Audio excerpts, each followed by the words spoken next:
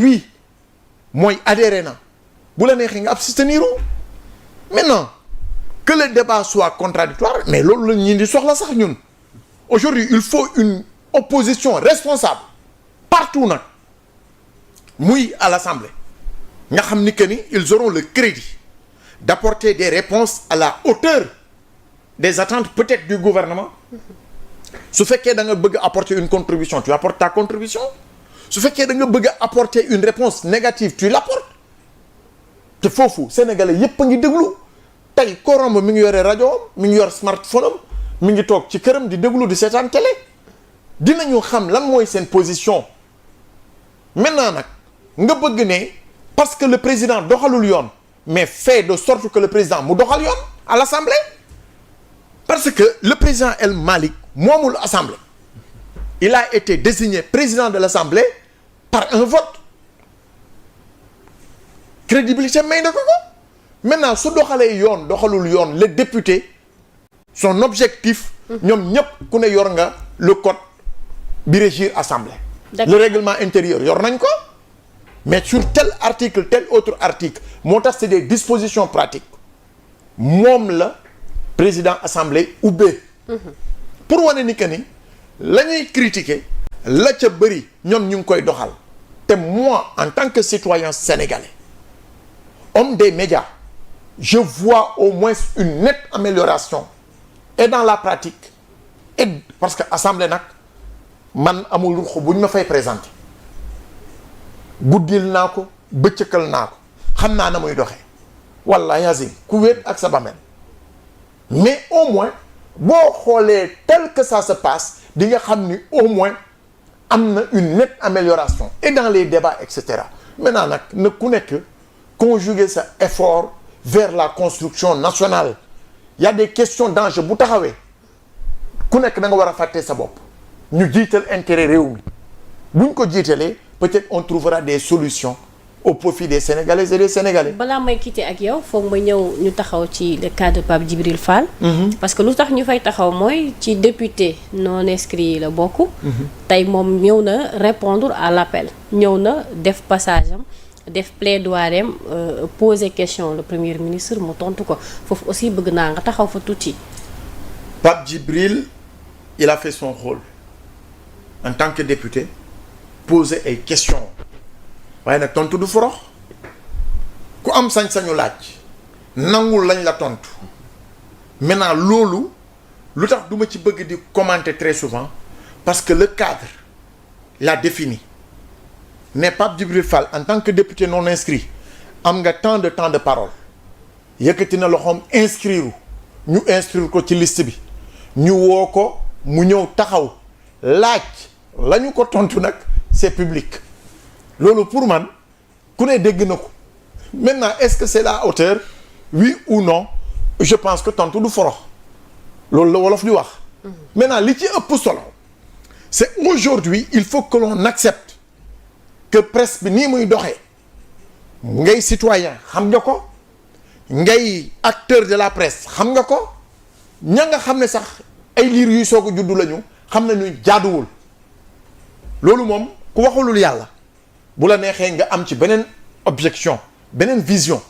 léegi comment faire pour que presse bi xar kanamam ñoŋ je pense que ku nekk da nga ci am rôle muy acteur bi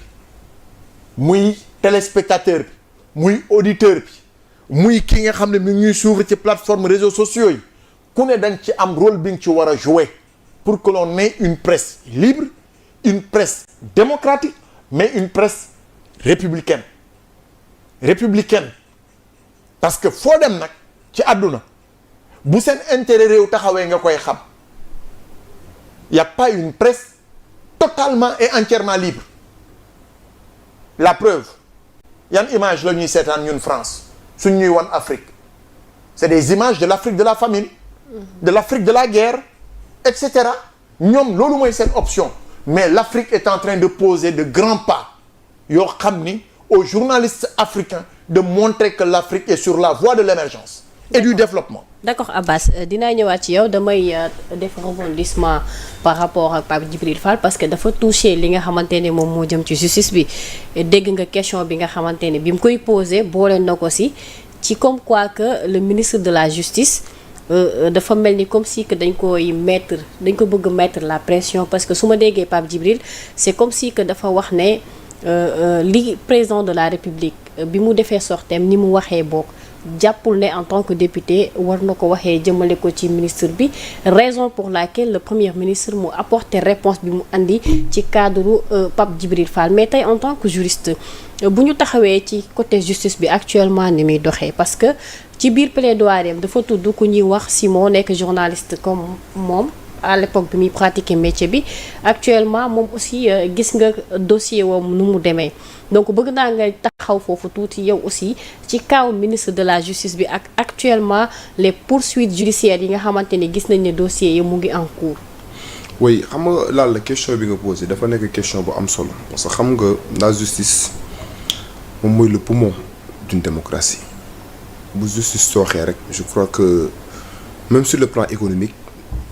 day am ay représailles et par rapport à la posture en tout cas du ministre de la justice je crois que il faut faire la dichotomie entre deux choses. Le ministre de la justice en tant que parquetier boo xamante ne ni c'est un parquetier chevronné parce que il se caractérise par sa probité morale et intellectuelle, par sa loyauté parce que à chaque fois que ñu tudd Ousmane Diagne rek en tout cas li nga xam ne moom moo koy caractériser mooy un ministre de la justice téeñ qui n'a jamais accepté en tant que parquetier avant mi nekk ministre de la justice en tant que magistrat il n'a jamais accepté d'être à la merci de quelque autorité que ce soit loolu moom c'est un témoignage boo xamante ne ñëpp ñu ko côtoyé ñëpp ñu ko xam nañ ko mais par rapport en tout cas à cette question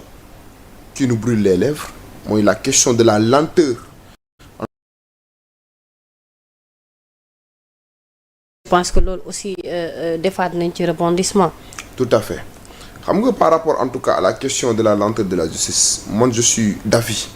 avec la position du président de la République réconforté aujourd'hui par la position du Premier ministre parce que bu ñu constaté tey jii nii une lenteur dans le traitement en tout cas des dossiers judiciaires loolu mën na créer ay représailles mën na créer ay conséquences néfastes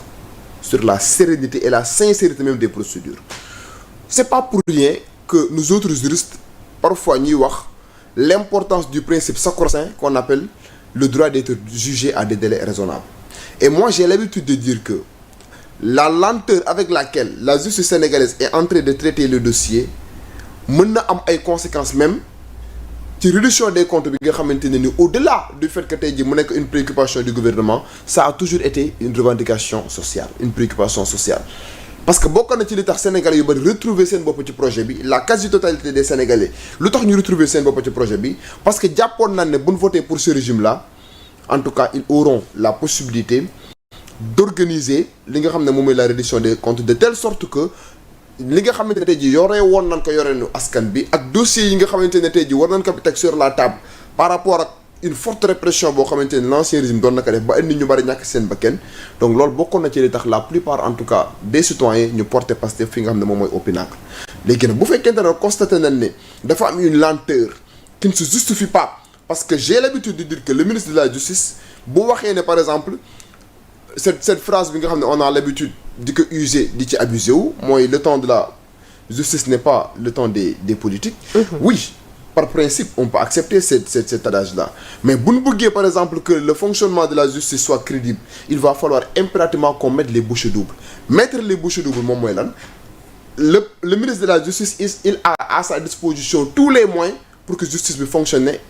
dans toute sa rigueur mais aussi avec toute la sérénité que cela requiert. Xam nga lan moo tax mais xam nga am na ci période boo xamante ni on ne peut pas parler tey ci di ay poursuites te pourtant à l'époque rapport Cour des comptes yi wala boog procureur général recevoir gul woon les dossiers xam nga tey mun nañu wax ne tey jël nañu dossiers yi jox ko mais période bi nga xamante ni le ministre mi ngi def passage am ñuy commentaire par rapport ak sortie bi boobu fekkagul dossiers yi ñu jébbal ko. oui xam nga tey donc loolu boo bëggee wax ne poursuite war na mën a am aussi day compliqué. waaw xam nga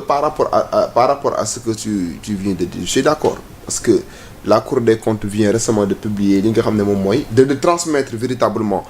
rapport yi nga xam ne génne na ko au parquet général. Mais ce n'est pas simplement le rapport de la Cour des comptes moom moo détecté wala moom moo décelé des irrégularités ou bien même des infractions à la loi pénale. Avant le rapport de la Cour des comptes, il y a d'autres rapports yoo xamante ne épinglé na ay anciens dignitaires yoo xamante ne ni le procureur de la République bi nga xam ne moom mooy exercer ses attributions devant les juridictions de droit commun wala le procureur bi exercer ses attributions au sein du pôle judiciaire et financier wala même la haute cour de justice boo xamante ne mettre nañ ko en œuvre depuis lors mais on n'a pas constaté en tout cas que ay dossiers yoo xamante ne war na mën a impliquer ay anciens dignitaires mu bouge